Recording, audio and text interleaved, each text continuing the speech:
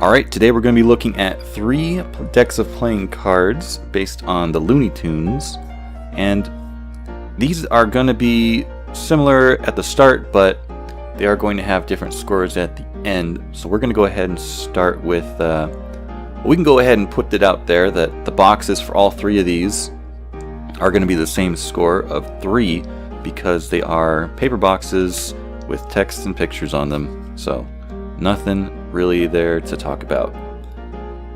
Now the material of the cards is going to be different for each. These first 2 decks are both just plain paper, nothing fancy about it. The third deck here though, this actually has an air cushion finish or something similar to it. You can see the dots on the card itself to get a really good look at it. You can see it in the light there. The backs on all of these are also going to be 3 points because they are simply a unique picture. It has an orientation, whether it's upside down or right side up. Now for the front of the cards. This is where the points really diverge. So with this deck, there are only 9 unique pictures. The aces are all the same, and then all the clubs are the same except the 8. Because it's got a Elmer Fudd picture that goes with this Quasi 8s card rules that they've included with the deck. But other than that, yeah, the rest of the clubs are the same. And then when we get to the next suit, again, the aces are all the same. And then all the hearts are the same. And this isn't even a really good picture, I don't think. The 8s are all different. So you've got different 8 cards. So like I said, you got the 4 different suits, the aces, and the 4 different Elmer Fudds. So that gives you a total of 9 different pictures. That's it, which is pretty disappointing. I mean, they got so much material to work off of, and yet they decided to cheap out on designs. I guess you also got the Joker there. So that brings this deck to 7.5 out of 20. Which is 37.5 out of 100, which makes this a below average deck. As for the second deck here, those backs we've already looked at. You got your jokers here, and then this deck, at least you have at least 13 unique pictures. Again, the aces are all going to be unique, but at least all these different values are different pictures, but they are going to be the same for each suit. So if we get to the 7 of the next suit, so we got a unique ace on each suit, but then the rest of the cards are repeats for every suit. So you can see, except like this blue ring or it's black over here, I mean, at least they have that. But it's not really going to give them any extra points. So this deck must have come out right around the time of Space Jam, because that's the only time that Lola Bunny design was used.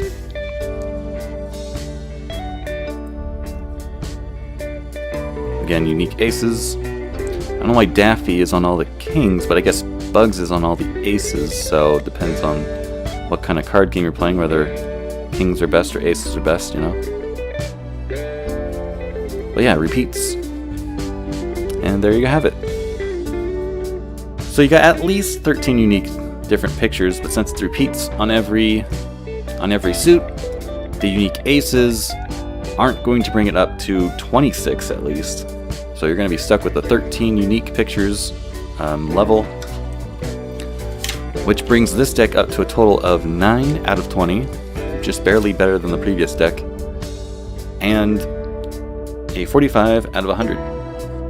Now I don't know if this is a thing, but after getting this deck, it looks like maybe Bugs, Daffy, Taz, and Tweety are possibly the most popular or recognizable Looney Tunes characters.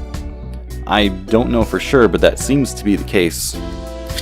If they're going to, I guess, keep using their pictures on the fronts of 2 different decks, I would think Porky would be more recognizable, but I guess they didn't want to use him for some reason. Now this deck The art style on this one makes me think it came out around the time of the Looney Tunes show.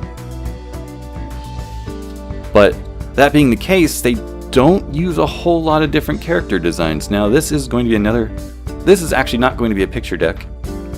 This is going to be a standard Bicycle Suits and Pips deck. And the reason for that, even though it looks like a picture deck, all the way, even the 9s are pictures as if they were royal cards. And the 10s all have this kind of just pattern on it. But the other cards, 8 to 2, they all have the number of pips to equal the rank. Now they don't match up any kind of suits, like there's no spades indicated on here. But it is going to be unique colors and unique royal cards and unique pip cards, because even though strangely the 9 is not, the 9 and the 10 should have pips on them, but they don't for some weird reason. The 8s, the 8 through the 2, they all do have these unique pip designs, so it passes the silhouette test for sure. And I'm even going to give it unique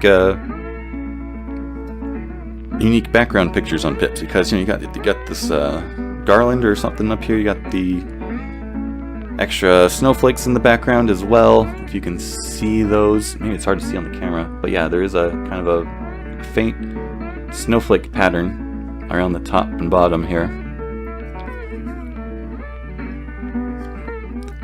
But I am going to add a new penalty of being not all pictures or not all pips, just to take off a point, because this should be a standard pip arrangement ranking, but for some reason, like I said, the 10 and the 9, they don't have pips like they should. Don't know why. And it only features those, well, it features more than just those 4 characters on the front of the box, but still a far cry from the whole cast of the Looney Tunes show, which the art style matches. So this is an odd, all 3 of these are kind of odd decks. They didn't really go all out with any of them. But this one is going to be the highest scoring one of 15.5 out of 20, which brings it up to 77.5 out of 100. So just to recap real quick, you got a 37.5, a 45, and a 77.5. So there you have it. Thanks for watching, and I'll see you again in the next video.